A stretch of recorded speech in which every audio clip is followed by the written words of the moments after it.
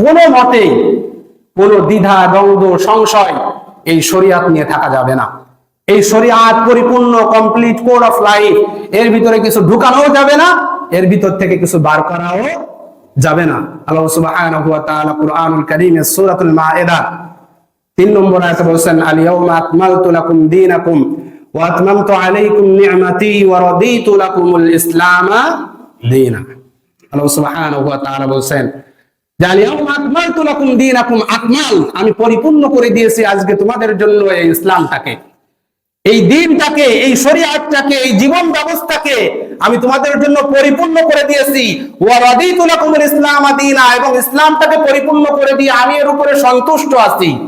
আমি সন্তুষ্ট চিত্তে তোমাদেরকে একটা জীবন ব্যবস্থা দিয়েছি, তোমরা এটাকে আঁকড়ে ধরো, এর ভিতরে কোনো কিছু যোজন এবং বিয়োজন করো না। কিন্তু আমরা মুসলিমরা আজকে যখনই শরিয়াতের কোনো কথা আসছে আমাদের কাছে, আমরা তখন ওই পাশ্চাত্য যে ব্রেন আমাদের দিয়েছে, ওই ব্রেন দিয়ে আমরা এটাকে যাচাই বাছাই করি। তাদের সাথে যদি পড়ে তাহলে এটা ঠিক আছে, এবং তাদের সাথে যদি, এবং তাদের দেখানো পদ্ধতিতে যদি না পড়ে তাহলে আমরা এটাকে মডার্নাইজেশন করতে চাই। এই একটা শ্রেণী বের হয়েছে মুসলিম উম্মার মধ্যে, মডার্নিজম।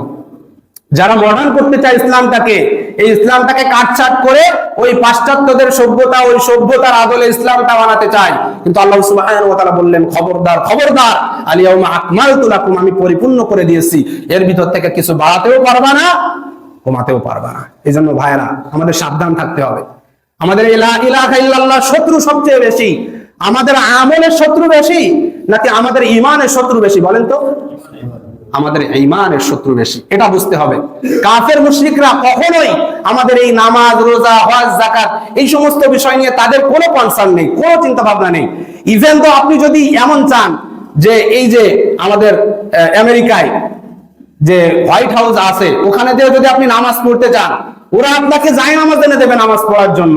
কিন্তু ওর সামনে দিয়ে যদি বলেন যে আলা লাহুল খালকু ওয়াল আমর, যে সৃষ্টি করেছেন যিনি, বিধান চলবে তার, জীবন ব্যবস্থা চলবে তার, তাহলে আপনার থাকার জায়গা কোথায় হবে? জেলখানায়। শুধু জেলখানায় নয়, কন্ডেম সেলে আপনাকে রাখা হবে। তাহলে আমাদের আমলের শত্রু বেশি না, আমাদের ঈমানের শত্রু বেশি। এই কালেমাতুত তাওহীদ নিয়ে আমরা এত আলোচনা করছি কি জন্য? কারণ এই কালেমাটাকে নষ্ট করার জন্য এই পাশ্চাত্য, ইহুদি, খ্রিস্টান, ইউরোপীয় পণ্ডিতরা অসংখ্য কিতাব লিখেছে, শুধুমাত্র আমাদের কালেমার ভিতরে সন্দেহ, সংশয় ঢুকিয়ে দেওয়ার জন্য, ঠিক কিনা?